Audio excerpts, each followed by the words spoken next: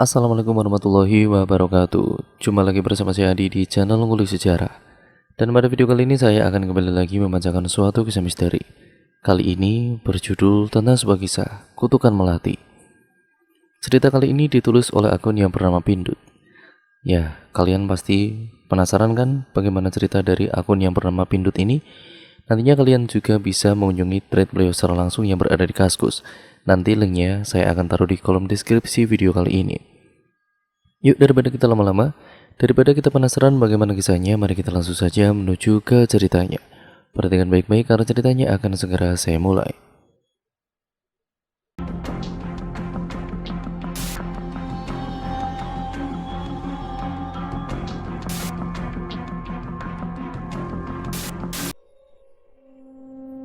Seorang gadis remaja yang memakai seragam SMA tengah menangis dan berlarian menghindari seseorang.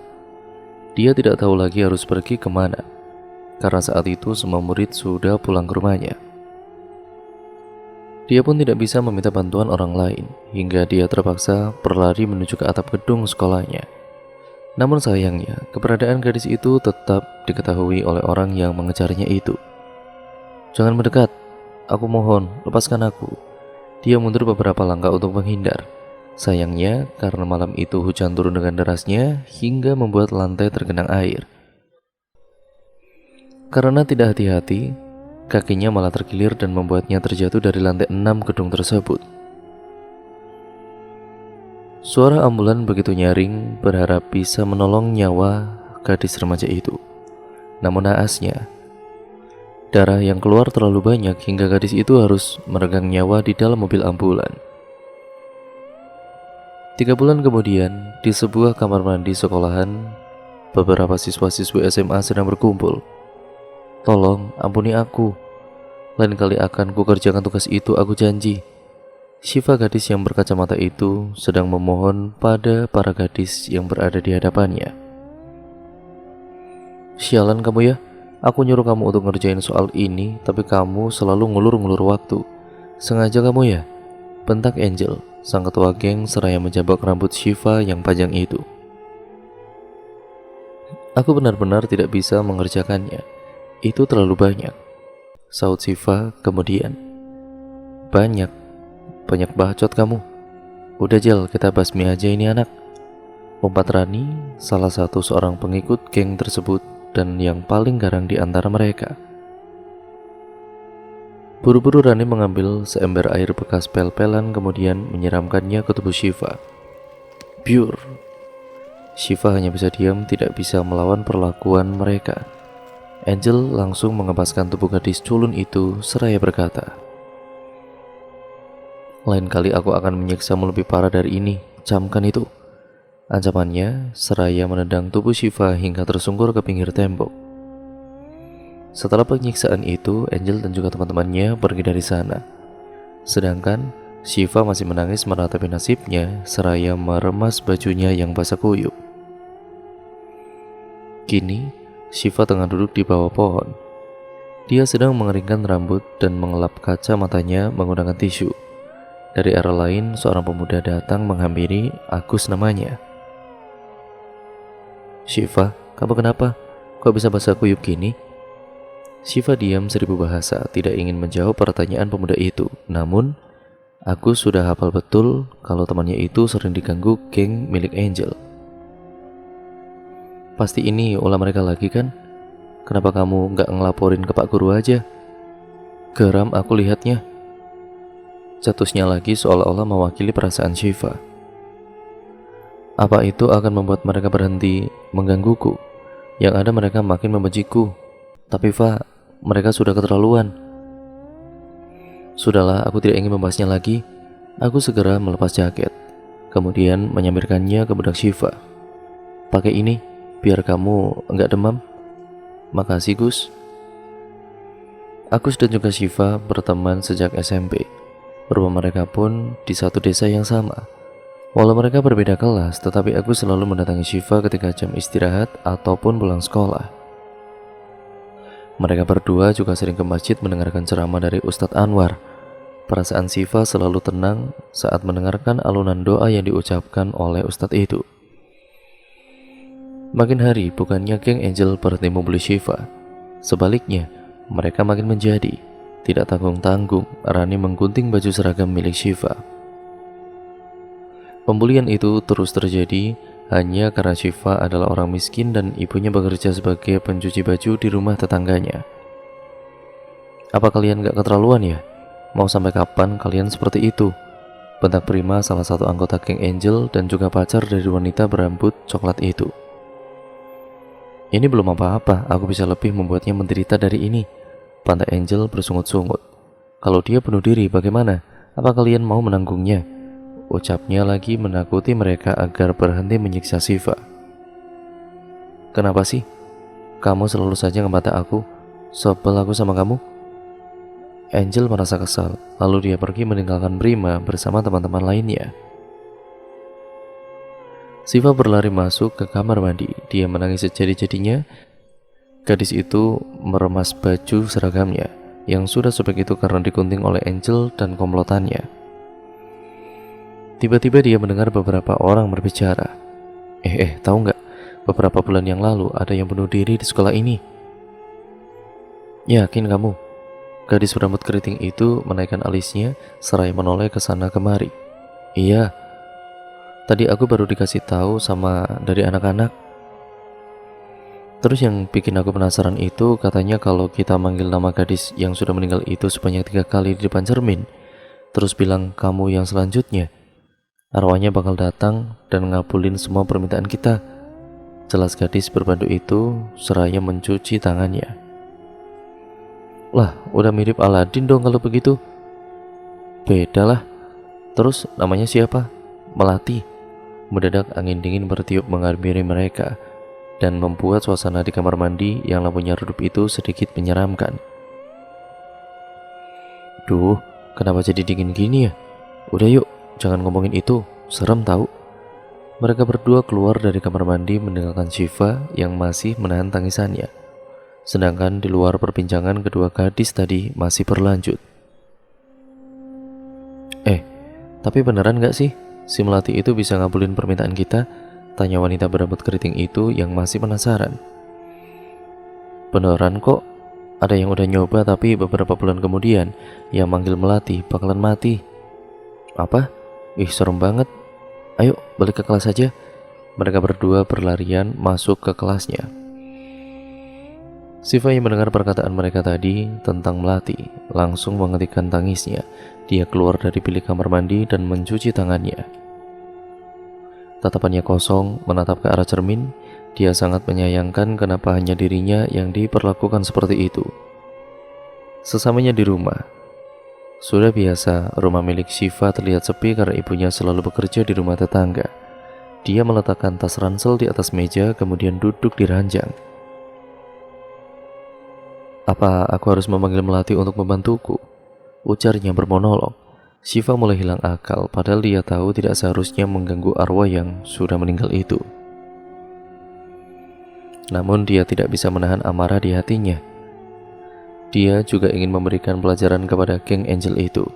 Shiva kemudian berdiri di depan cermin menatap wajahnya yang pucat karena terus dirundung masalah. Lalu kemudian dia perlahan-lahan mulai mengucapkan kata-kata. Melati, Melati, Melati, kamulah yang selanjutnya. Shiva menutup mulutnya, kemudian mengedarkan pandangan ke seluruh ruangan, berharap itu hanya gurauan anak-anak dan tidak akan menimbulkan suatu masalah. Namun tiba-tiba lampu di kamarnya padam seketika. Dia berteriak seraya tangannya sibuk mencari tempat saklar itu. Namun lampu menyala kembali. Seakan-akan memberikan tanda bahwa sesuatu telah datang di kamar itu. Shiva meremas pinggiran bajunya, takut jika arwah Melati benar-benar datang. Setelah beberapa menit kemudian tidak ada pergerakan sama sekali. Shiva kembali duduk di atas ranjang seraya mengatur nafasnya yang masih terengah-engah. Tidak berhenti sampai di situ. Shiva malah mencoba berinteraksi dengan Melati. Dia mengumpulkan semua keberaniannya dan berbicara. Melati, apa kamu benar-benar ada di sini? Tolong aku, Melati. Tolong balaskan dendam ini pada mereka yang telah membuatku menderita. rintihnya memohon. Setelah beberapa saat hening, tiba-tiba tetesan air jatuh ke wajah Syifa. Ia mencoba mengusap dan, apa ini? Dia tersentak kaget karena tetesan yang dikira air tadi ternyata darah. Perlahan-lahan dia menongak untuk melihat apa yang ada di atas kepalanya. Dari langit-langit rumah Syifa, ia sosok tubuh berkelentungan, rambutnya yang panjang hampir menutupi wajah sosok mengerikan itu. Seketika sosok itu terbang mendekati Syifa. Dia menutup matanya karena takut. Bau busuk pun ikut menyengat di hidungnya. Sosok itu dengan cepat masuk ke tubuh Syifa karena telah dipersilahkan. Kini arwah melati berada di tubuh Syifa. Gadis berambut panjang itu menggoyang-goyangkan kepalanya seraya melotot. Dia berdiri tepat di depan cermin dan tiba-tiba tertawa terbahak-bahak. Keesokan harinya, Syifa berangkat ke sekolah, tapi penampilannya hari ini sangatlah berbeda. Gadis itu melepas kacamata yang biasa dipakai, kemudian seragamnya dibuat ketat dan juga seksi.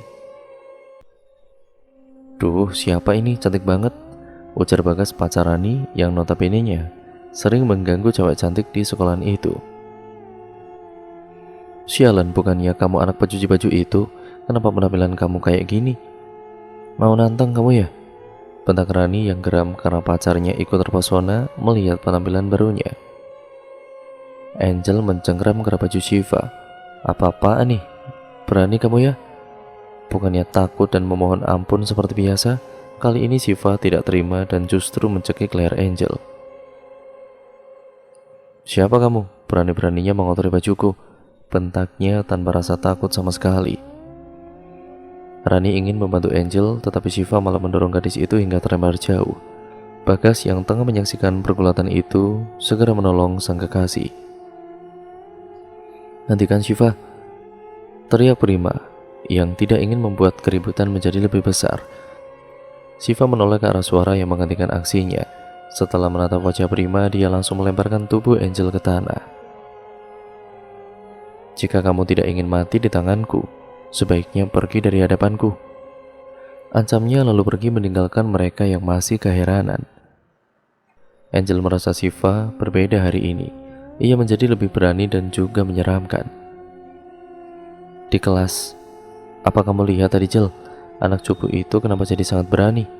gerutu Rani yang masih merasa kesakitan. "Tapi dia jadi cantik kok," ucap Bagas yang masih membayangkan wajah cantik Syifa.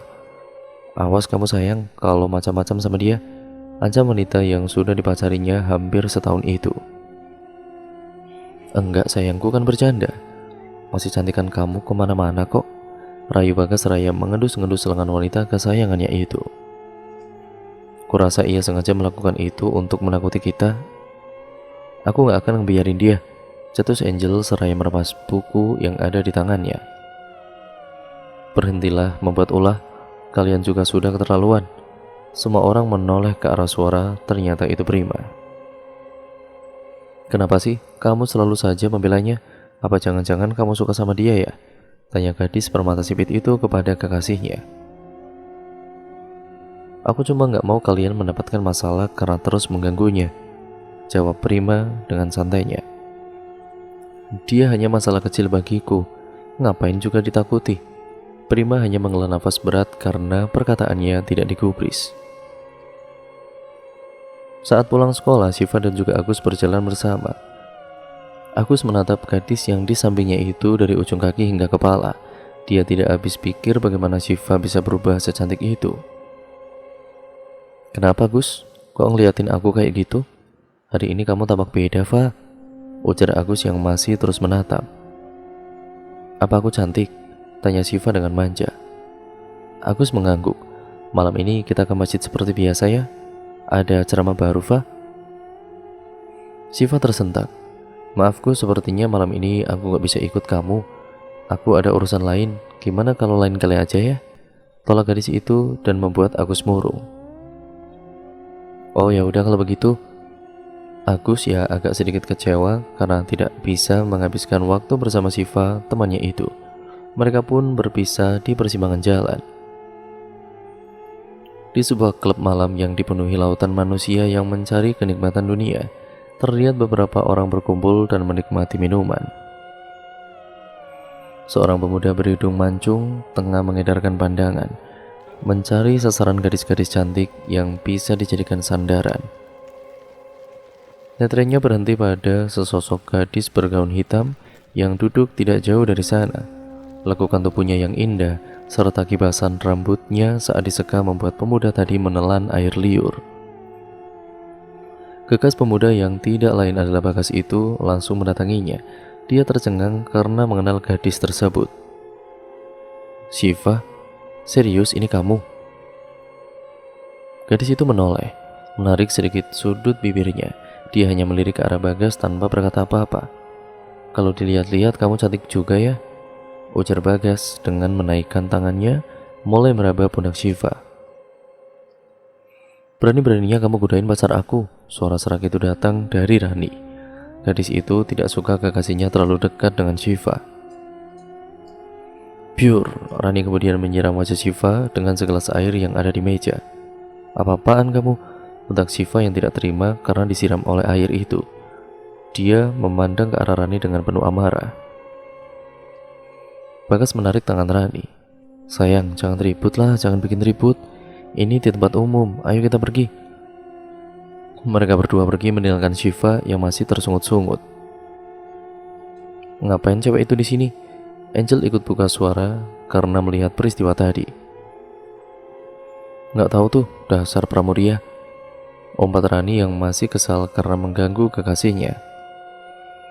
Bagas sedang mengantarkan Rani untuk pulang ke rumahnya dan di dalam mobil mereka berbincang-bincang. "Maafin kelakuan aku hari ini ya, Yang. Aku nggak bermaksud ngedeketin Syifa kok, tapi dia yang ngerayu aku. Kamu percaya sama aku kan, Yang?" rayu Bagas untuk membela diri, berharap sang kekasih itu luluh. "Kalau hal ini terulang lagi, aku gunting burung kamu." Bagas menutup mulutnya, tidak ingin membuat sang kekasih marah lagi. "Ya udah, cepat masuk ke rumah. Udah malam nih." Rani kemudian mengangguk cepat. Sebelum berpisah, Bagas sempat mengecup kening sang kekasih. Setelah mobil sang kekasih tidak terlihat lagi, Rani berbalik dan juga kemudian memasuki pekarangan rumah. Angin dingin tiba-tiba berhembus menerpa tubuhnya. Entah mengapa terasa aneh. Dia menghentikan langkah, mengedarkan pandangan sejenak. Hening tidak ada pergerakan, namun bulu kutuknya tiba-tiba merinding. Mendadak sebuah tangan memegang pundaknya. "Non, astaga, Mang, bikin kaget aja kamu itu." Rani mencoba mengatur nafasnya yang terengah-engah. "Maaf kalau saya ngagetin. Kenapa malam-malam masih di sini, Mang? Saya nunggu Non pulang. Ada pesan dari Tuan dan juga Nyonya." "Mereka berdua kan pergi keluar kota, jadi di rumah gak ada orang. Apa Non perlu saya temani?" Jelas pria seperbaya itu yang sudah bekerja di keluarga Rani hampir 10 tahun lamanya. "Gak perlu kok, Mamang pulang aja. Aku udah biasa di rumah sendirian," tolak Rani. "Ya udah Non, kalau ada apa-apa panggil Mang Ujang aja ya di belakang rumah."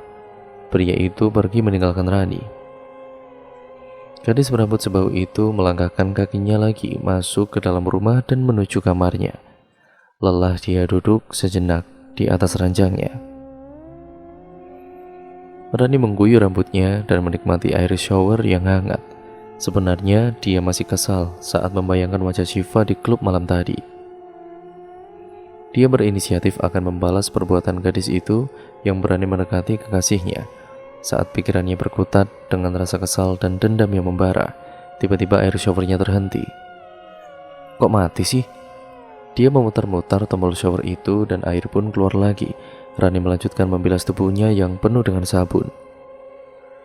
Dia kemudian menutup matanya sambil merasakan air yang hangat. Saat membuka mata dia terperanjat kaget karena air yang mengaliri tubuhnya berwarna merah darah. "Ah, apa ini?" Dia berteriak dan berlari mengambil handuk. Tiba-tiba lampu di ruangan itu berkedap-kedip. Rani buru-buru memakai baju dan bergegas keluar dari sana. Dia kemudian duduk sejenak di atas ranjang, mengingat semua kejadian yang tidak masuk akal tadi. "Apa aku terlalu banyak minum ya? Kok berhalusinasi gini sih?" Gumamnya menenangkan diri sendiri, masih tidak percaya dengan kejadian tadi. Rasa haus pun kemudian menghampiri. Dia kemudian pergi ke dapur untuk mengambil minum. Sepi di rumah sebesar itu, Rani hanya sendirian. Namun gadis itu sudah biasa ditinggal oleh kedua orang tuanya yang sibuk bekerja. Saat dirinya membuka pintu kulkas, pemandangan yang menyeramkan sudah menyambutnya. Sebuah kepala dengan mata yang melotot berhasil membuatnya panik. Wah! Dia buru-buru menutup pintu itu. Napasnya tergesa-gesa mencoba percaya bahwa semua itu adalah halusinasi seperti sebelumnya. Dia memberanikan diri untuk membuka kulkas itu dan benar saja. Kepala yang dilihatnya tadi sudah lenyap entah kemana. Dan mendadak dia merasakan seseorang melintas dari ruang tamu. "Siapa itu?" teriaknya. Dia teringat bahwa tidak ada siapapun di rumah itu. Bulu kuduknya kan merinding lagi. Dia segera berlari menuju ke kamar dan masuk ke dalam selimut.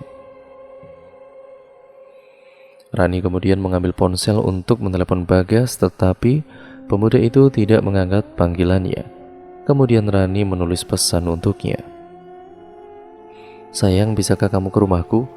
Aku takut ada sesuatu yang aneh di sini." Tiba-tiba lampu di rumah itu padam seketika. Ada apa lagi sih ini? Sebenarnya Rani tidak ingin keluar, tetapi hati kecilnya masih penasaran.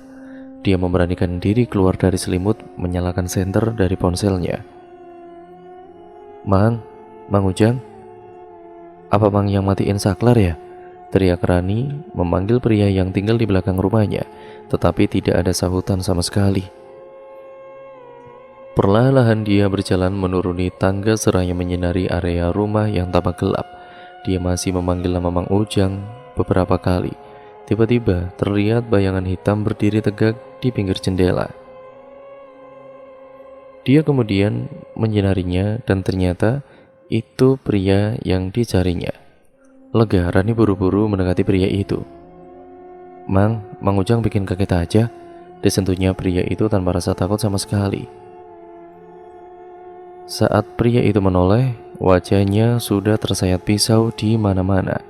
Spontan membuat Rani kaget.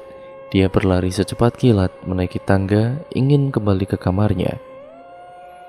Namun naasnya, kakinya ditarik hingga tubuhnya berguling-guling di tangga. Kepalanya juga ikut terbentur-bentur. Darah segar mengalir dari keningnya. Tubuhnya terasa kaku, tetapi tidak bisa bergerak sama sekali meski kesadarannya masih terjaga. Sesosok wanita berdiri tegak menatapnya dan tiba-tiba mencekik leher Rani hingga kehabisan nafas. Tewaslah gadis itu bersimbah darah. Hihihihi. Tawa sosok itu dan menghilang dari sana. Di rumah Bagas, setelah selesai mandi, dia melihat ada beberapa notifikasi pesan di ponselnya. "Oh sayangku, pasti kangen nih. Padahal baru ditinggal beberapa menit yang lalu." Kekehnya seraya menelepon balik, tetapi yang bersangkutan tidak menjawab. Aneh, kenapa kok nggak diangkat ya? Aku kesana sajalah. Mumpung udah wangi ini, lumayan lah biar dapat kecupan. Bagas segera pergi menuju ke rumah sang kekasih. Sesamanya di sana, rumah itu tampak sepi secara sudah mau tengah malam. Tetapi dia melihat lampu kamar milik Rani masih menyala. Bagas berpikiran bahwa sang kekasih belum tidur. Dia pun membunyikan bel. Ting tong. Tidak ada sautan atau apapun pergerakan dari dalam rumah.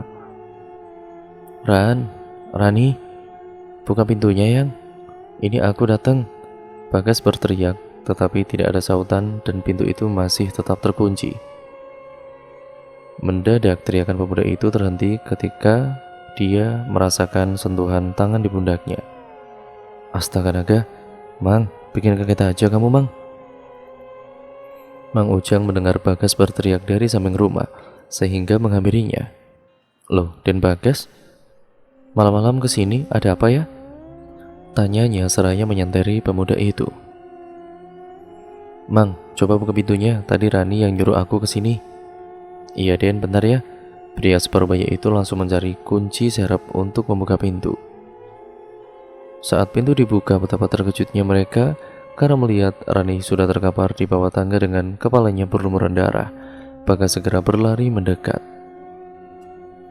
"Sayang, kenapa kamu bisa seperti ini? Bangun, Yang," isaknya sambil memeluk tubuh Rani yang sudah tidak berdaya. Mereka berdua segera meminta pertolongan. Sebuah mobil ambulan datang dan membawa Rani ke rumah sakit. Namun naasnya, nyawa gadis itu sudah tidak bisa tertolong lagi karena kehabisan banyak darah. Bagas menangis meratapinya. Angel dan juga Prima pun datang karena sebelumnya sudah dikabari oleh Bagas. Mereka semua terpukul atas kepergian sang teman itu. Akhirnya Rani pun dikebumikan. Polisi yang menangani kasus itu tidak menemukan bukti penganiayaan pada tubuh korban. Maka kasus itu dinyatakan murni kecelakaan biasa. Namun ya tentu saja Bagas tidak menerima keputusan itu. Dia yakin bahwa kasus kematian sang kekasih bukan kecelakaan biasa. Karena sebelum Rani meninggal, gadis itu sempat mengirim pesan kepadanya. Dia bilang ada sesuatu yang aneh di rumahnya. Namun karena bukti itu tidak cukup kuat, Bagas tidak bisa berbuat banyak hingga kasus kematian Rani ditutup begitu saja. Di sebuah rumah dengan lampu yang sedikit redup, seorang wanita sedang mengajari anaknya belajar. "Tiara, soal yang ini bisa nggak?" ujar Ratna seraya mengelus rambut anak perempuannya yang berumur 7 tahunan itu. "Bisa dong, Ma, kan Tiara pintar," jawabnya seraya tersenyum. Mendadak entah angin dari mana yang tiba-tiba menghantam jendela ruang tamu dan membuatnya terbuka. Astagfirullah, Ratna kaget karena suara itu. Dia menyuruh Tiara untuk kembali mengerjakan tugasnya, sementara dia pergi untuk menutup jendela. Aneh, kenapa anginnya begitu kencang? Batinnya sembari menutup jendela itu. Saat dia kembali untuk menemui sang anak, ternyata Tiara sudah tidak ada di tempatnya. "Tiara, kemana kamu sayang?" teriaknya mencari anak kesayangannya itu. Dari lantai 2 rumah itu terdengar suara Tiara yang tertawa terbahak-bahak. Ratna pun penasaran kemudian mengikuti arah suara itu. Ternyata suara itu berasal dari kamar paling ujung, sebuah gudang. Ratna membuka pintu itu dengan tergesa-gesa dan juga dengan segera. Netranya terkejut saat melihat Tiara berdiri mematung di sana. "Tiara, ngapain kamu di sini sayang? Itu ada kakak cantik di sana," ucapnya seraya menuju ke depan jendela kamar. Ratna melihat ke arah yang ditunjukkan Tiara, tetapi tidak melihat siapapun di sana. Lampu di ruangan itu pun berkedip-kedip, membuat Ratna tidak enak hati. Dia melihat sekeliling penuh barang-barang lama dan sudah tidak terpakai.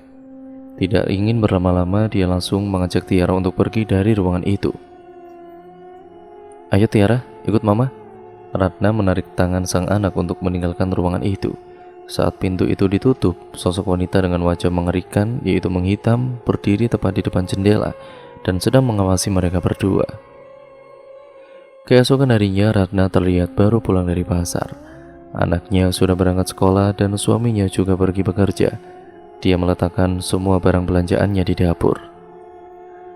Sesekali dia menyeka keringat di dahinya. Mendadak seseorang seperti baru saja melintas.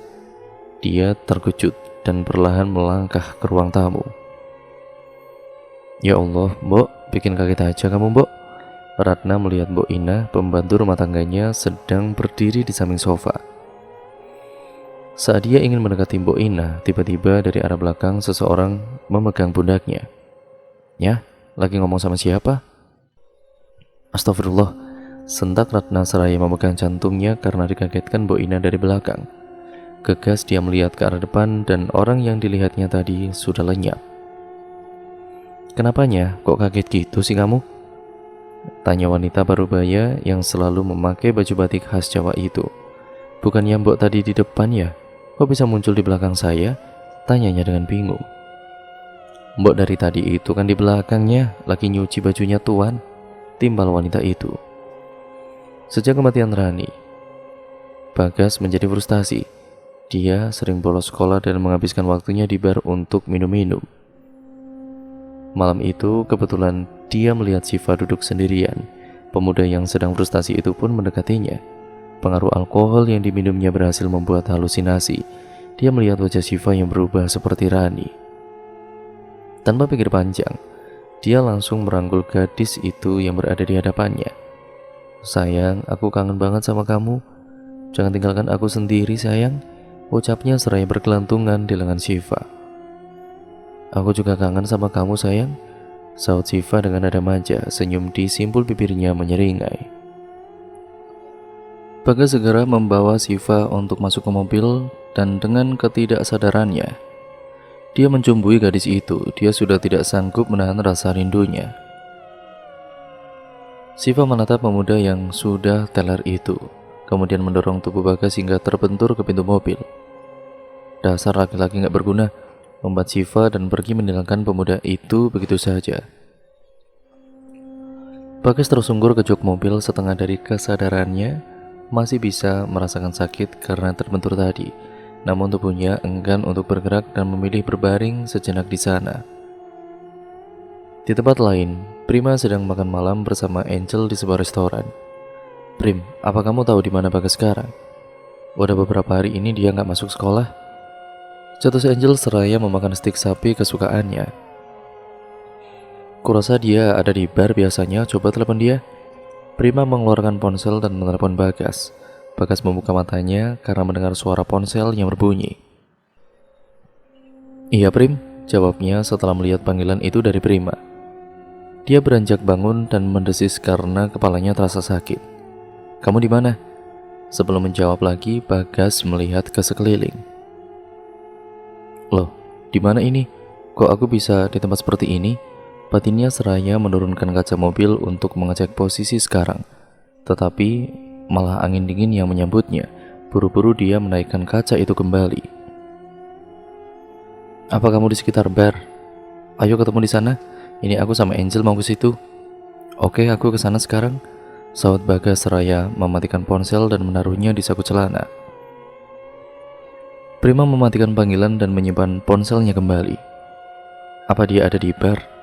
tanya Angel yang sudah selesai makan lalu meminum segelas bubble tea. "Aku menyuruhnya ke sana, habis ini kita temuin dia ya." Angel mengangguk cepat. Bagas menyalakan lampu mobilnya. Dia memperhatikan ke sekeliling dan di mana ini? "Kok aku bisa sampai di sini ya?" gumamnya bermonolog. Ternyata mobil itu berhenti di pinggir jalan. Dari sisi jalan itu hanya tampak pepohonan yang menjulang tinggi, gelap dan hening, tidak ada cahaya dimanapun. Bagas yang sudah mendapatkan kesadarannya langsung bergegas meninggalkan tempat itu. Mobil pun melaju di jalanan sepi yang tidak berujung. Sang pengemudi masih bingung kenapa bisa sampai di tempat itu. Seketika sebuah benda putih melintas dan membuatnya menginjak rem secara mendadak. "Wah, apa itu?" Khawatir dia menabrak sesuatu, Bagas keluar untuk memeriksanya. Dilihatnya bagian depan mobil tidak ada apa-apa. Dia pun merunduk mengecek di bawah bagian mobil, namun tidak ada apa-apa di sana. Aneh, jelas-jelas tadi hampir menabrak sesuatu. Setelah bergulat dengan pikirannya, dia memutuskan untuk kembali ke mobil. Namun netranya dikejutkan oleh sesosok wanita yang duduk terdiam di jok belakang mobil. "Siapa itu?" ucapnya terbata-bata. Diusaplah matanya, berharap itu adalah hanya halusinasinya saja dari pengaruh alkohol. Benar saja sosok itu pun lenyap entah kemana. Setelah mengumpulkan segala keberaniannya, Bagas masuk ke mobil dan melanjutkan perjalanan. Di pikirannya sekarang ingin segera pergi dari tempat aneh itu. Di tengah perjalanan, Bagas merasa cemas. Dia seperti diperhatikan oleh sesuatu. Keringat dingin ikut bercucuran dari dahinya. Ya karena merasakan ada yang tidak beres. Ya, sosok itu lagi-lagi datang. Bagas bisa melihatnya dari kaca mobil bagian depan. Sosok wanita berambut panjang itu duduk tidak bergeming di jok belakang. Bagas tidak ingin menghiraukannya, tetapi karena penasaran dia pun menoleh untuk memastikan apa yang dilihatnya. Syukurlah sosok itu tidak terlihat lagi saat Bagas menoleh. Sedikit lega meskipun bercampur dengan rasa takut. Kembali ia menoleh untuk melanjutkan perjalanan. Tiba-tiba sosok itu sudah di hadapan dan langsung mencekiknya. Sontak saja Bagas berteriak. "Ah!" Pemuda itu langsung membanting setir hingga mobilnya jatuh ke jurang. Angel dan juga Prima sudah sampai di bar. Mereka berdua menunggu kedatangan Bagas. Entah kenapa, Angel merasa cemas pada temannya yang satu itu. Dia takut Bagas akan frustasi dan melakukan hal-hal yang tidak diinginkan. Angel, duduklah Angel. Kenapa kamu jadi cemas gini? Aku yakin Bagas gak akan kenapa-napa kok. Kamu tenang dulu ya. Ya gak tahu kenapa nih, tapi perasaanku gak enak banget. Aku takut sesuatu yang buruk terjadi kepadanya. Gadis berambut coklat itu meremas kedua tangannya. Tiba-tiba ponsel Prima berbunyi dan dia mengangkatnya. Iya, ini siapa ya? Benar Pak, saya Prima, temannya Bagas. Ada apa ya Pak? Apa? Baik Pak, saya akan ke sana segera. Wajah Prima berubah seketika, dia mengerutkan dahi. Kenapa Prim? Ada apa? Meski enggan mengatakannya, dia harus tetap berkata jujur. Bagas mengalami kecelakaan mobil. Ayo kita harus ke sana segera, ke rumah sakit. Apa? Angel ikut terkejut dan menutup mulutnya seolah tidak percaya. Sesampainya di rumah sakit, Bagas sudah tidak bernyawa. Angel menangis meratapi temannya itu, teman dari SMP dan juga masih saudara jauh. Prima membuka tutup kain yang memenuhi tubuh Bagas. Dia melihat tubuh Bagas yang penuh luka. Bulir bening tidak dapat dibendung. Merasa tidak percaya dengan apa yang dilihatnya itu. Bagaimana mungkin dalam sepekan dia bisa kehilangan kedua temannya sekaligus? Semua kejadian itu membuatnya bingung. Prima dan juga Angel masih berada di kantor polisi untuk dimintai keterangan karena sebelum Bagas mengalami kecelakaan, orang yang terakhir dihubungi adalah Prima. Apa kalian tahu korban bertemu dengan siapa sebelum dia mengalami kecelakaan? Tanya pria berkumis tipis yang memakai seragam polisi berpangkat 2 bintang itu. Sudah beberapa hari ini kami tidak pernah bertemu dengannya Pak. Dia sering bolos sekolah. Hanya malam ini kami merencanakan untuk bertemu dengannya, jawab Prima tegas. Baiklah, keterangan kalian akan saya catat. Sekarang kalian sudah diperbolehkan untuk pulang. Terima kasih Pak. Kedua remaja itu pun segera undur diri. Polisi menyatakan kematian Bagas murni karena kecelakaan, karena di tubuhnya ditemukan unsur alkohol dalam darahnya. Jadi bisa dibilang pemuda itu sedang mabuk dan tidak berhati-hati saat menyetir hingga mengalami sebuah insiden kecelakaan. Meski kasus itu ditutup, Angel dan juga Prima justru merasa aneh. Mereka penasaran kenapa teman-temannya bisa meninggal satu persatu seperti itu. Di sebuah ruangan, terlihat Ratna dan juga keluarganya sedang menikmati makan malam. Wah, hari ini kenapa masak banyak sekali mah? Semuanya kelihatan lezat, puji Hasan suaminya. Ya iya dong, hari ini kan kita merayakan papa dapat pekerjaan baru. Mama khusus buatin semua ini buat papa, sahut wanita berkerudung itu seraya mengambil lauk untuk suaminya. Makasih mah, Hasan tersenyum sembari mengecup pipi sang istri. Mah, aku mau ayam itu mah, seru Tiara dengan nada manja seraya menunjuk pada sepiring ayam goreng yang ditaburi oleh kremesan. Ini sayang, papa ambilin. Hasan mengambilkan paha ayam lalu memberikannya pada Tiara. Saat menikmati hidangan terjadi perbincangan di antara keduanya. Ratna menanyakan kepada Hasan apakah pria itu tidak masalah tentang gaji yang tidak seberapa di tempat kerjanya yang baru. Sang suami pun menjawab, tidak mengapa asalkan mereka bisa hidup bahagia. Hasan juga merasa senang karena diterima kerja di tempat Tiara bersekolah. Hasan bisa selalu menjaga anak kesayangannya itu. Syukurlah kalau itu yang dipikirkan papa. Mbok Ina, tolong ambilkan sup lagi buat saya ya mbok, teriakan Hasan sembari memandang ke dapur yang disinari lampu redup. Mbok Ina udah pulang dari sore pak, katanya anaknya sakit, benar Ratna dan meletakkan sendok di meja. Oh begitu ya? Ya udah sini biar mama ambilin. Ratna mengambil mangkuk sup dari tangan suaminya dan berjalan ke dapur. Dia menyendok beberapa sup dari panci ke dalam mangkuk. Saat ingin berbalik untuk kembali bersama suami dan anaknya, tiba-tiba kakinya seperti ditarik seseorang dari bawah meja. Astagfirullah, pekiknya sembari menahan mangkuk sup di tangan agar tidak jatuh. Hasan mendengar teriakan sang istri, kemudian buru-buru berlari ke dapur. Ada apa mah? Teriak Ratna yang berwajah cemas. Dilihatnya sekeliling tidak ada sesuatu yang mencurigakan. Lalu apa yang menarik kakinya tadi? Gak apa-apa, Pak. Supnya sedikit panas, Mama jadi kaget, sahutnya perlahan. Hasan langsung membantu sang istri untuk membawa mangkuk sup itu. Mereka pun kembali melanjutkan makan malam. Sesekali Ratna masih terlihat ke belakang untuk memastikan apa yang baru dialaminya tadi sungguh aneh. Setelah selesai makan, Ratna terpaksa harus mencuci sendiri semua piring kotor itu dikarenakan pembantu rumah tangganya pulang lebih awal. Sedangkan Hasan membawa Tiara ke kamar karena gadis cilik itu sudah mengantuk. Ratna mulai mencuci piring, lelah juga ternyata karena selama ini dia jarang melakukan aktivitas itu. Mendadak perasaannya seperti ada yang mengawasi dari ruang tamu. Dia kemudian menengok ke belakang, mengedarkan pandangan ke ruang tamu yang gelap gulita. Netranya menangkap penglihatan sosok tubuh yang sedang berdiri tegak di pinggir televisi. Itu siapa ya? Batinnya. Karena rasa penasaran, dia pun menyudahi mencuci, kemudian melangkahkan kakinya ke ruang tamu. Ratna mendatangi sosok yang tidak bergeming itu. Setelah kian dekat, wanita beranak satu itu mencium bau yang tidak sedap. Baunya seperti bangkai hewan, dia pun sempat menutup hidungnya. Saat Ratna masih bergulat dengan bau yang menyengat, tiba-tiba pundaknya dipegang. Astagfirullah, dia kaget. Mah, ngapain di sini? Ya Allah, Pak, bikin kaget aja.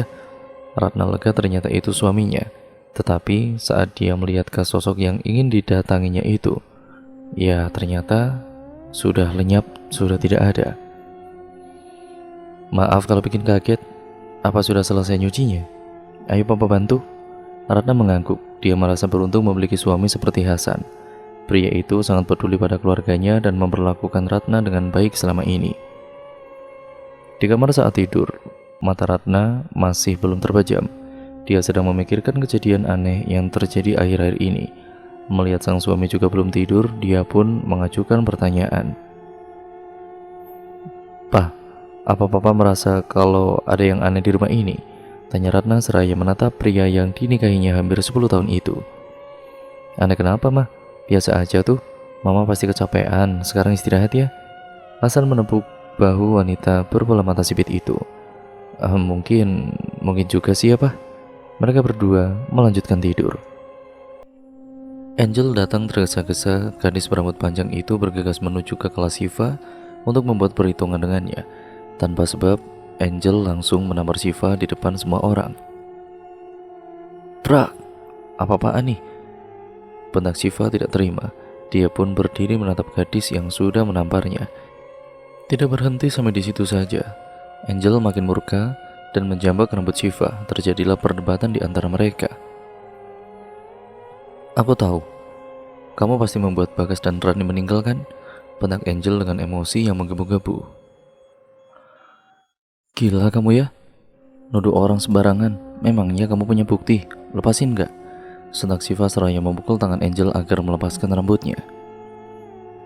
Namun, Angel tidak jera dan tidak melepaskan tarikannya. Sampai kejadian itu diketahui oleh Prima, barulah pertengkaran itu bisa dilerai. Angel, lepasin dia. Bentak Prima seraya menarik tangan Angel agar meninggalkan tempat itu. Lepasin aku bilang. Angel menangkis tangan Prima dan masih bersungut-sungut. Kenapa kamu membuat masalah lagi dengan Siva? Dia gak ada sangkut pautnya dengan kematian teman-teman kita. Dari mana kamu tahu kalau dia gak ada hubungannya? Dia pasti dendam karena kami dulu pernah membulinya. Prima langsung memeluk Angel dan menenangkan amarah kekasihnya itu. Dia tidak ingin membuat masalah menjadi runyam. Kamu jangan pikir yang enggak ya. Sekarang kita harus jaga diri sendiri. Harus lebih berhati-hati lagi. Aku khawatir sama kamu, Jel. Pria itu mengelus rambut sang kekasih dan berharap emosi gadis itu cepat meredam. Aku gak tahu lagi harus bagaimana, Prim. Aku takut. Isak Angel. Tenanglah, masih ada aku di sini. Angel pun kemudian merasa lega dan mendekap erat tubuh kekasihnya. Dari kejauhan, aksi itu tidak luput dari penglihatan Siva. Melihat mereka berpelukan seperti itu, ada rasa kesal dalam dirinya. Dia menatap kedua secoli itu dengan tatapan tajam. Di masjid, Ustadz Anwar sedang memberikan ceramah kepada semua orang. Agus pun ikut mendengarkan dengan baik. Setelah ceramah itu selesai, Ustadz Anwar menemuinya. Pria berpeci itu bertanya kenapa tidak melihat Siva akhir-akhir ini. Siva sedang ada acara Pak Ustadz, jadi gak bisa hadir. Tidak ada masalah kan Gus? Agus diam sejenak. Tidak ada Pak Ustadz, jawabnya dengan kekehan. Ya sudah, kalau begitu Bapak pamit ya. Iya Pak Ustadz, mari. Agus mencium tangan pria yang diseganinya itu. Di rumah Syifa, malam itu ibunya pulang cepat karena pekerjaannya sudah selesai. Ia menyempatkan masak untuk makan malam bersama anak perempuannya. Syifa, sini keluar nak. Makanannya sudah matang ini. Kamu pasti lapar kan? Teriak ibunya dari ruang makan, tetapi tidak ada sautan sama sekali. Ia pun menuju ke kamar Syifa dan kemudian mengetuk pintunya. Fah, apa kamu di dalam nak? Lagi-lagi tidak ada sautan dan ibunya mulai curiga. Ia menurunkan gagang pintu kamar dan membuka pintu itu dengan lebar, matanya terbelalak. Kamar itu sudah penuh dengan bunga melati yang berterbaran di lantai, hingga membuat seisi ruangan berbau wangi. Wanita berdaster itu melihat Syifa terduduk diam di ranjang sambil memakan bunga melati. Bahkan gadis itu tidak sadar kalau ibunya sudah berada di hadapannya. Astagfirullah, Syifa, kenapa kamu nak? Kenapa kamu makan bunga-bunga ini? Buang nak. Ibunya menghentikan Syifa dan mengeluarkan bunga-bunga itu dari mulut anaknya, tetapi ia malah melotot menatap ibunya seraya berdiri di depannya. Ini semua gara-gara ibu. Kenapa ibu harus bekerja sebagai pencuci baju? Kenapa ayah harus ninggalin kita, bu? Kenapa aku tidak dilahirkan dari orang kaya? Kenapa, bu? Kenapa? Teriak Syifa melengking membuat wanita tua berdaster itu sedikit takut. Astagfirullah, Pak. Apa yang kamu ucapkan ini? Ia mengelus tangan anaknya itu. Aku muak menjadi orang miskin, bu. Aku muak selalu dihina dan juga dicaci. Air mata Syifa mulai mengalir di pipi mungilnya.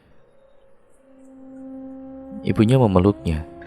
Maafkan bu, ini semua salah ibu. Seharusnya ibu bisa mencari pekerjaan yang lebih layak. Maafkan ibu yang sudah membuatmu menderita selama ini. Isak ibunya dan mengelus rambut anaknya itu. Syifa pun ikut menangis di pelukan sang ibu. Sedangkan di tempat lain, Angel frustasi karena kehilangan kedua teman baiknya sekaligus. Ia minum-minum sendiri di bar dan beberapa saat kemudian Prima datang menemuinya. Jel, kenapa kamu minum sampai banyak banget? Ayo aku antar pulang. Kamu sudah terlalu mabuk. Prima menarik tangan Angel untuk pulang. Ia menangkis tangan pria yang selalu baik padanya itu. Gak mau, aku masih mau minum. Tetapi Prima tetap memaksa gadis itu untuk masuk ke dalam mobil dan mengantarnya untuk pulang. Setelah sampai di depan rumah Angel, udah nyampe Angel? Kamu cepetan masuk ya.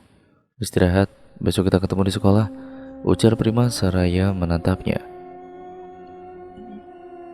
Angel mengangguk. Iya. Gadis itu keluar dari mobil dan berjalan memasuki pagar rumahnya. Prima masih menatap gadis yang dicintainya itu, tetapi matanya tertuju pada sesosok bayangan hitam yang berdiri di samping jendela rumah besar itu. Itu siapa ya? Batinnya. Udah sana pulang, sampai ketemu besok, usir Angel dan menutup pagar rumahnya.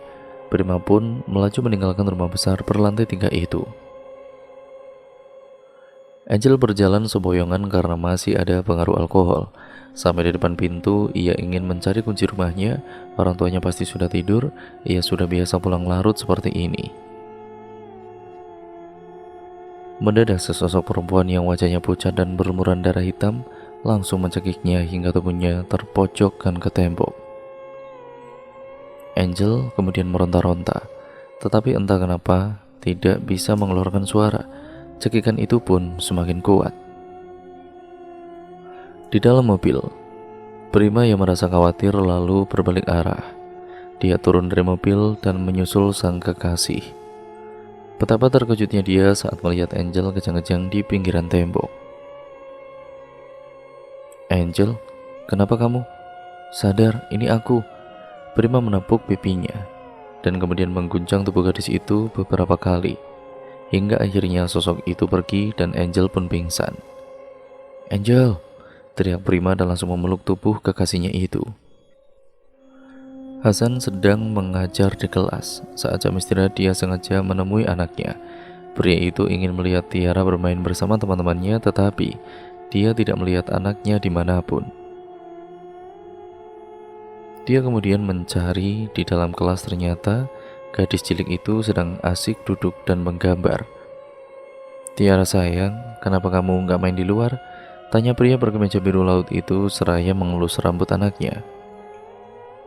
Aku lagi menggambar, Pak, jawabnya manja dan tersenyum menatap ayahnya. Hasan bertanya kembali, memangnya Tiara lagi gambar apa sih? Serius amat? Ia tersenyum seraya duduk di kursi kosong dekat dengan Tiara. Ini papa, ini mama, dan ini Tiara. Terus yang ini Kak Melati, Pak. Gadis cilik itu tersenyum tanpa tahu apa yang baru saja diucapkannya. Bagai disambar petir di siang bolong, perkataan Tiara membuat pria itu tersentak. Kak Melati itu siapa, sayang? Bukannya dia teman papa ya? Sahut Tiara lagi. Hasan mulai kebingungan, bagaimana mungkin anaknya mengenal Melati. Papa nggak punya teman dengan nama itu kok, sayang. Elak Hasan. Kemudian bertanya lagi, jujur sama papa, Tiara tahu nama ini dari siapa? Kak Melati itu kan teman aku juga, Pak. Kadang dia juga mampir ke rumah main sama aku. Tadi pagi juga nemenin Tiara di sini. Sahut gadis cilik yang berlusung pipit itu pada ayahnya. Mendengar penuturan sang anak, Hasan langsung memeluk tubuh Tiara. Tiara, jika dia datang lagi, bisakah kamu langsung memberitahukan pada papa, nak? Tiara mengangguk. Hasan masih penasaran dengan ucapan anaknya itu. Sedangkan di rumah, Ratna sering menghabiskan waktunya dengan menjahit baju. Tidak jarang para tetangganya pun meminta bantuan dan dia mendapatkan bayaran dari sana. Makasih loh Jeng, jahitannya bagus dan juga rapi, ujar seorang tetangga yang puas dengan jahitannya. Iya sih, sama-sama. Lain kali datang lagi ya. Ratna tersenyum puas. Kalau gitu saya pamit ya. Masih harus arisan nih. Wanita itu mengambil tasnya dan berdiri. Baiklah sis, Ratna kemudian membukakan pintu untuknya. Wanita itu pun berjalan pergi. Ratna kembali ke tempat mesin jahitnya. Mendadak dia mendengar suara orang menangis dari lantai atas rumahnya. Bingung, padahal hari itu tidak ada orang di rumah. Karena rasa penasaran, dia pun memberanikan diri. Suara tangisan itu makin dekat dan berasal dari kamarnya. Belum sempat dia membuka pintu, ada bau busuk yang tercium dari sana. Gegas dia pun membuka pintu kamarnya, namun tidak mendapati apapun di sana. Hanya terlihat jendela kamarnya yang terbuka karena tertiup angin. Dia segera menutup jendela itu, tetapi matanya dikejutkan oleh sesosok gadis yang berseragam SMA sedang berdiri di depan rumahnya. Sosok itu menatap Ratna dengan penuh kebencian. Astagfirullah, siapa itu? Ratna segera pergi ke bawah dan melihat keluar rumah, tetapi tidak ada siapapun di sana. Aneh, jelas-jelas dia melihat seseorang tadi. Tidak mau berpikiran yang tidak-tidak, dia kembali ke dalam rumahnya. Mendadak TV di ruang tamu menyala dengan sendirinya.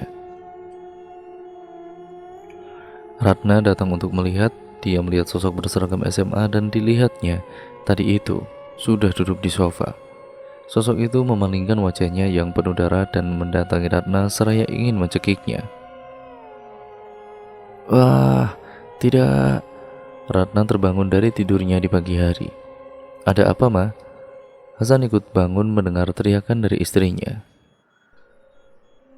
Syukurlah hanya mimpi. Ratna mengatur nafasnya yang terengah-engah. Istighfar dulu, Ma. Memangnya Mama mimpi apa? Ratna tidak menyahut, tidak ingin mempermasalahkan tentang hal itu. Bentar, Ma. Papa ambilkan air dulu ya. Pria itu kemudian pergi mengambil segelas air dan memberikannya pada Ratna. Ini minum dulu, Ma. Makasih, Pa. Apa tidak ada sesuatu yang ingin Mama katakan? Tanya pria yang sudah dinikahinya selama 9 tahun itu. Ratna menggeleng. Dia tidak ingin membebani suaminya. Sejak kejadian malam itu, Angel mulai berubah. Dia selalu merasa ketakutan jika seseorang mendekat, dia akan langsung mengusirnya. Gadis cantik itu selalu mengurung diri di dalam kamar, membuat kedua orang tuanya semakin khawatir. Prima yang semalam melihat keadaan Angel ikut iba. Pagi-pagi sekali, ia sudah datang untuk mengecek keadaan kekasihnya itu. Dia masuk ke kamar Angel dan mendekatinya. "Pergi kamu, pergi. Aku gak punya urusan dengan kamu, pergi," teriaknya mengusir Prima dan melemparkan bantal padanya. "Ini aku, Angel, sadarlah. Kenapa kamu jadi seperti ini?" "Aku bilang pergi," teriakan Angel makin keras. Prima pun terpaksa keluar dari ruangan itu. "Bagaimana, nak Prima?" tanya ibunya Angel dengan wajah cemas. Prima menggeleng merasa tidak bisa membantu menyembuhkan Angel. Orang tuanya Angel pun makin was-was.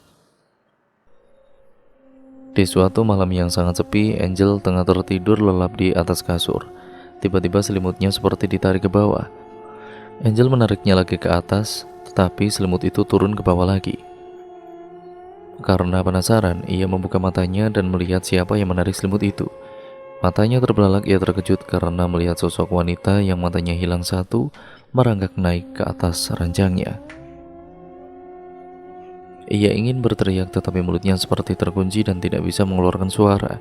Sosok itu menatapnya dengan senyum sinis, kemudian menyusup ke tubuhnya.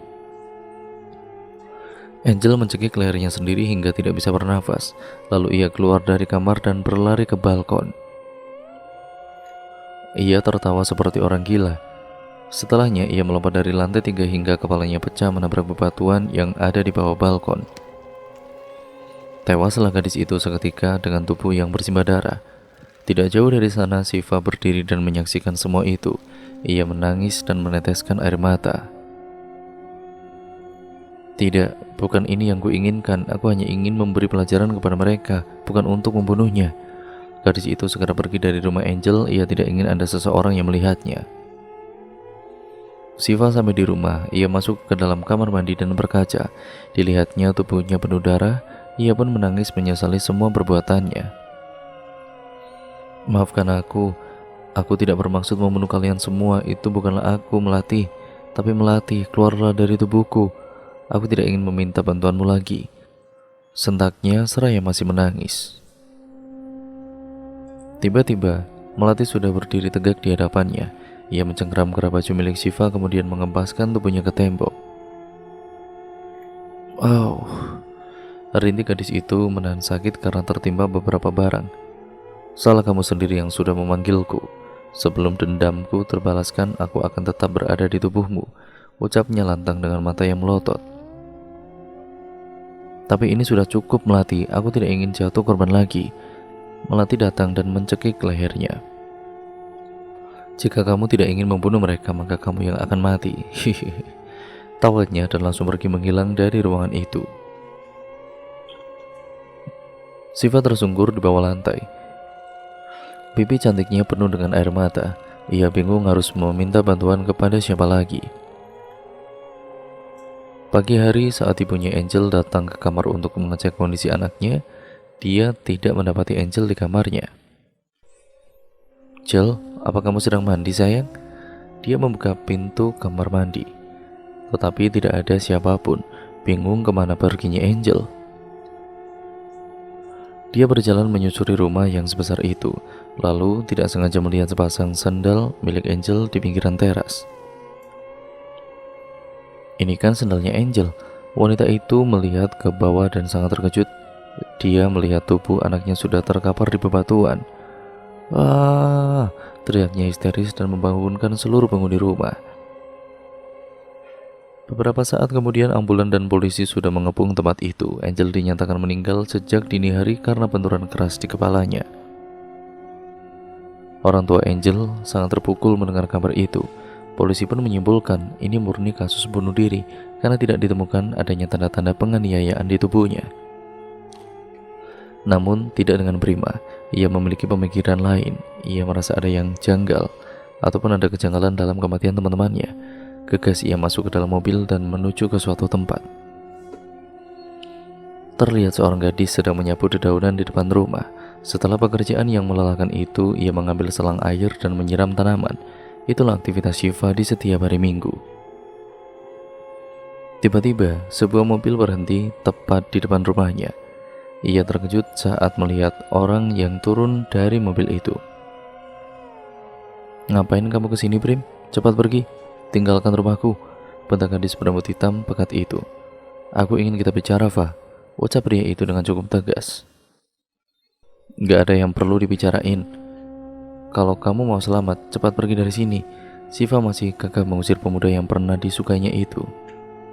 Mendadak, netra Prima menangkap sesosok tubuh berseragam SMA berdiri di abang pintu.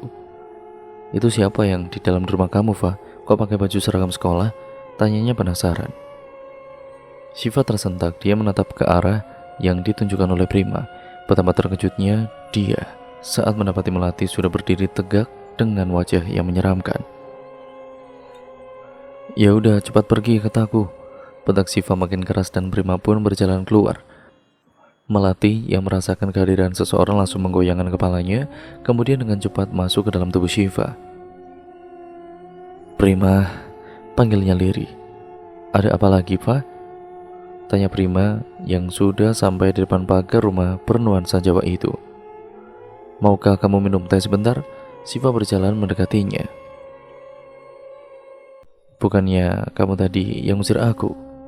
Prima tampak heran. Syifa menarik tangan Prima dan menggiringnya masuk ke dalam rumah. "Aku tadi bercanda kok," ujar gadis itu terkekeh.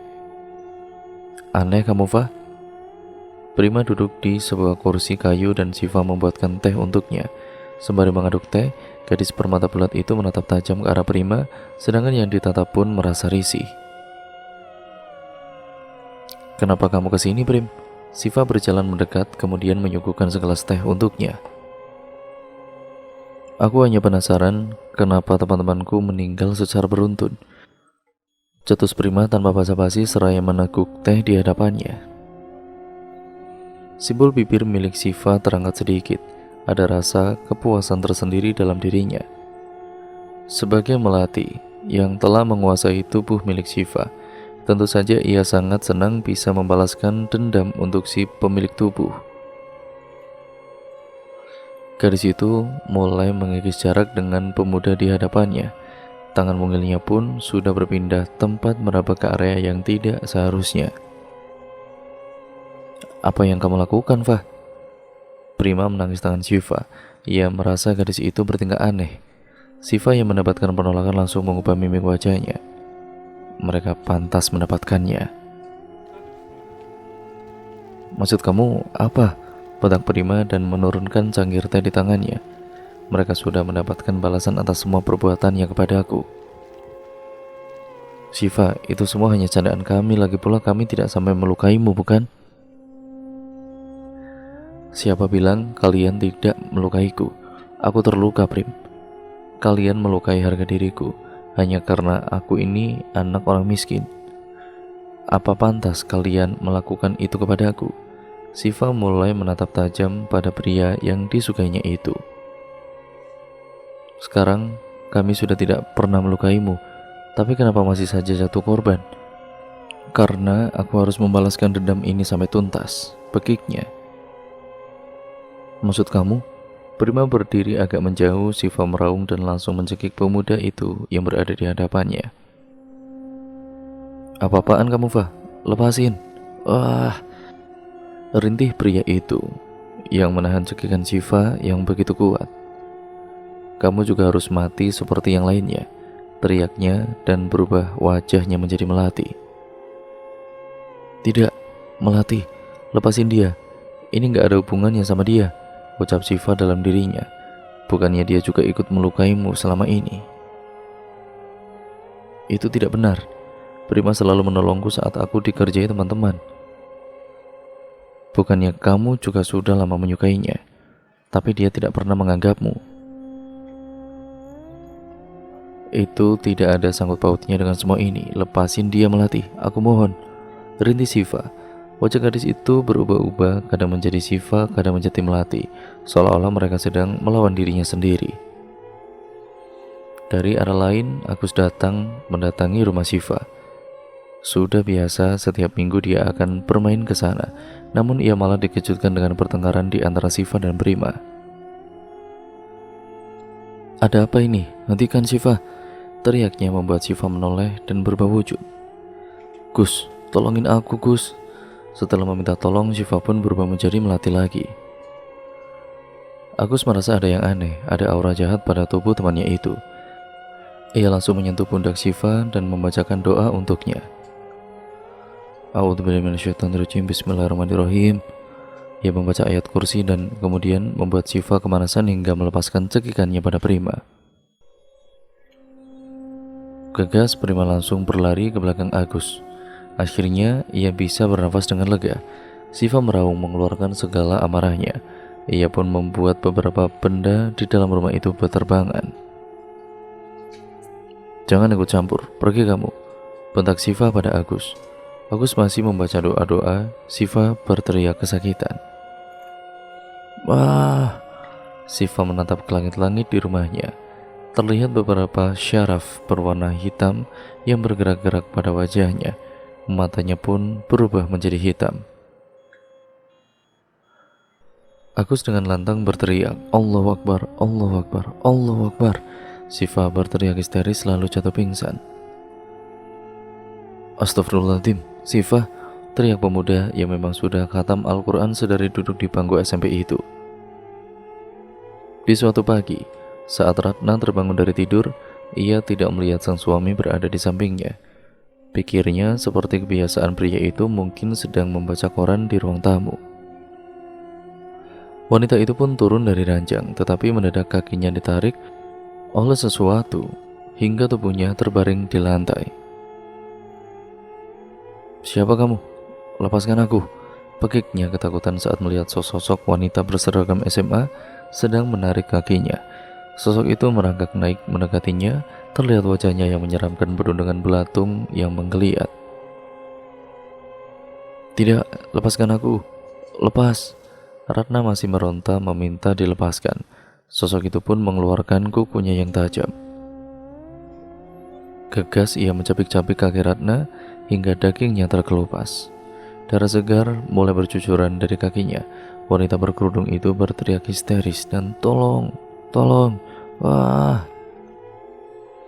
Hasan yang mendengar suara teriakan istrinya langsung bergegas ke kamar. Ia mendapati Ratna terduduk di lantai sembari menangis. "Ma, ada apa, Ma?" Hasan segera memeluk istrinya yang tampak ketakutan itu. "Itu Pak, ada wanita yang mencakar kakiku," isaknya, dan masih terus menangis. Ia pun bersembunyi dalam dekapan Hasan. Hasan terdiam sejenak, kemudian berbicara. "Ma, bangun Ma, apa Mama masih mimpi ya?" Ia mengguncangkan tubuh Ratna. Merasa perkataannya tidak ditanggapi, Ratna membuka mata dan melihat kedua kakinya yang masih utuh, tidak berdarah sama sekali. "Loh, aneh, bukannya tadi ada banyak darah?" pikir Ratna. "Tapi Pak, tadi Mama benar-benar berdarah loh."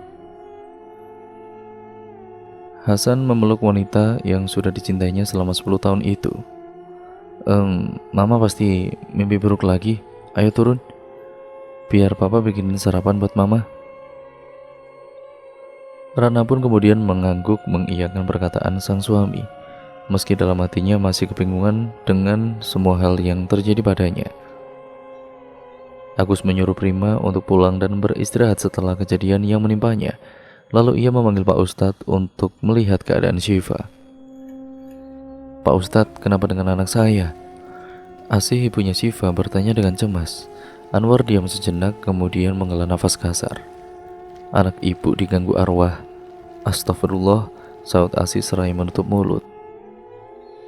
Singkat, padat, dan jelas perkataan pria berpeci itu makin membuat Asih itu was-was. Ditatapnya sang anak yang tengah terbaring lemas. Ada rasa menyesal dalam dirinya. Sebagai seorang ibu, ia merasa gagal karena tidak bisa menjaga anaknya dengan baik.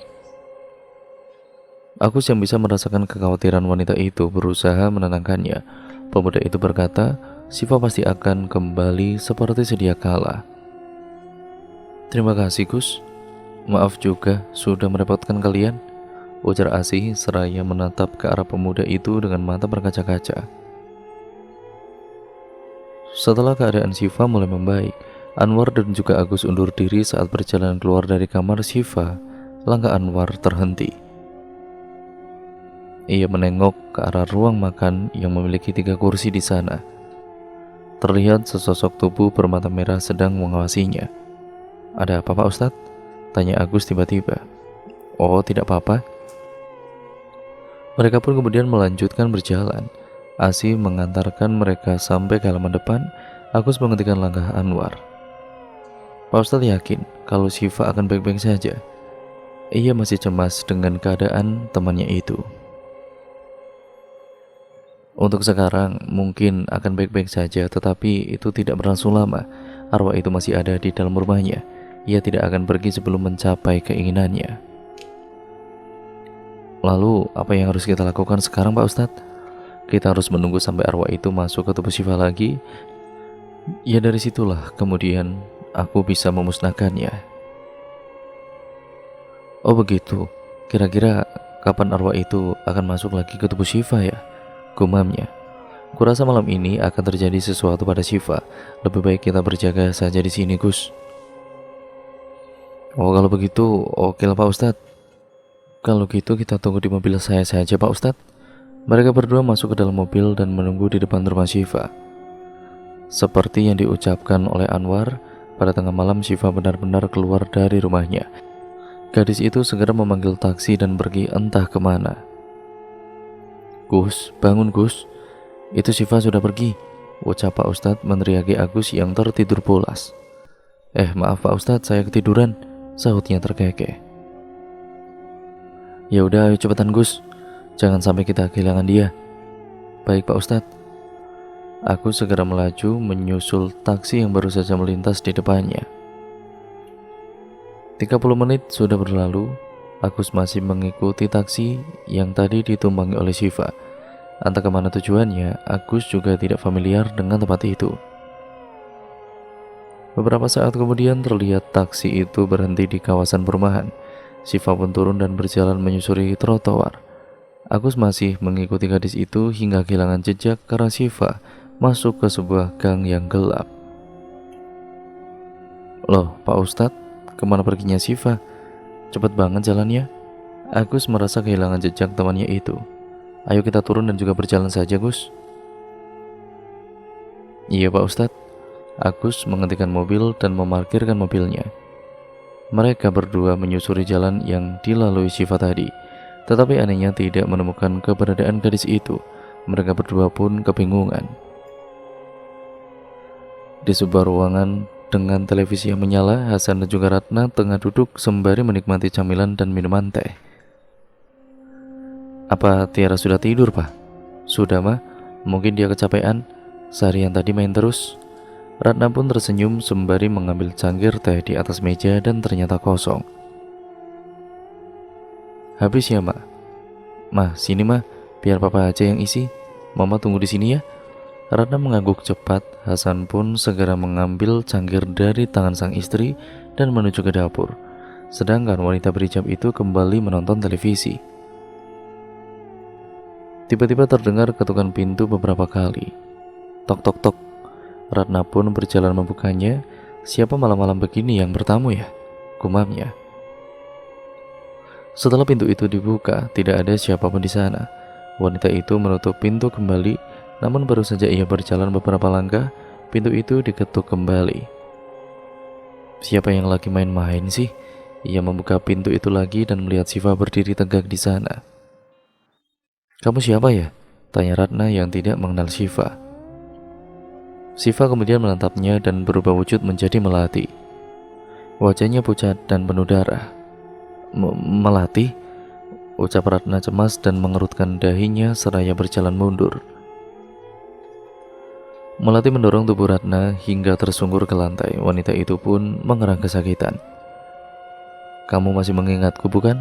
Suaranya bergetar, makin membuat wanita berhijab di hadapannya salah tingkah.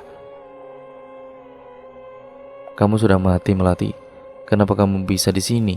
tanya Ratna sembari menahan pinggulnya yang sakit karena terjatuh ke lantai. "Hihihi, kamu kira aku tidak akan bisa datang untuk membunuhmu?" Ia melotot menatap ke arah Ratna. "Ada apa ini, Mah?" tanyanya seraya membantu sang istri berdiri. Hasan menoleh menatap wanita yang berseragam tadi. Netranya membulat, mulutnya menganga. "Melati, apa ini sungguh kamu? Lama tidak bertemu, Hasan. Bukannya kamu sudah meninggal, Melati? Kenapa kamu masih saja mengganggu keluargaku?" pungkas Hasan. "Hah? Apa kamu bilang? Aku kesini bukan untuk mengganggu keluargamu, tetapi untuk membalas dendam pada orang yang telah membunuhku. Apa maksud kamu? Bukan kami yang menyebabkan kamu meninggal," bantah Hasan. "Kamu tidak akan pernah tahu apapun, Hasan. Kamu pikir wanita yang bersamamu ini benar-benar baik?" teriak Melati menatap Ratna dengan penuh amarah. Ratna menggigit bibir bawahnya, lidahnya kaku. Ia tidak berucap sama sekali dan merasa cemas. Tanpa basa-basi, Melati langsung mencekik leher mereka berdua dan membuat tubuh mereka terbang ke langit-langit rumah. Hasan dan Ratna mengerang kesakitan. Lalu saat itu juga Hasan mendapatkan penglihatan. Kemudian kita flashback sebentar. Hasan adalah guru di SMA tempat Melati bersekolah. Sedangkan gadis bernama lengkap Melati, Purbaningsih itu adalah salah satu siswa tercantik dan terpintar di sana. Layaknya pria biasa, Hasan pun terpikat oleh kecantikan Melati. Bahkan pria itu sering diam-diam ke rumah Melati dengan alasan bimbingan belajar. Suatu hari entah apa yang merasuki Hasan, pria itu tidak bisa menahan hasratnya untuk mencumbui Melati meskipun gadis itu terus menolaknya. Hasan berjanji akan bertanggung jawab atas segala perbuatannya. Pada akhirnya pertahanan Melati pun runtuh dan mereka melakukan hubungan itu. Beberapa lama kemudian Melati pun hamil. Gadis itu bingung dan mengatakan pada Hasan agar pria itu bertanggung jawab atas bayi yang dikandungnya. Awalnya Hasan juga bingung karena dia sudah mempunyai istri dan anak pada saat itu.